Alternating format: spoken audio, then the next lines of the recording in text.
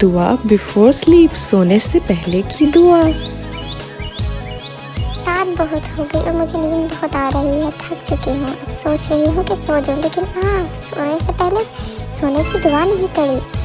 तो आओ दोस्तों, हम मिलकर सोने से पहले की दुआ पढ़ें। तो मिलकर याद करते हैं दुआ को। अल्लाहुम्मा बिस्मिका अमूतु व अहिया। दोबारा पढ़ेंगे, अल्लाहुम्मा बिस्मिका अमूतु व अहिया। मेरे साथ सब मिलके पढ़े, अल्लाहुम्मा बिस्मिका अमूतु व अहिया। हमेशा दाएं करवट लेकर सोएं। सोने से पहले अल्लाह को याद करें। सोते हुए फरिश्ते आपकी हिफाजत करेंगे। कोई डरावना ख्वाब ना आए तो सोने की दुआ पढ़ें। It's bedtime, it's time to sleep. Don't forget to recite dua before sleep. Repeat again.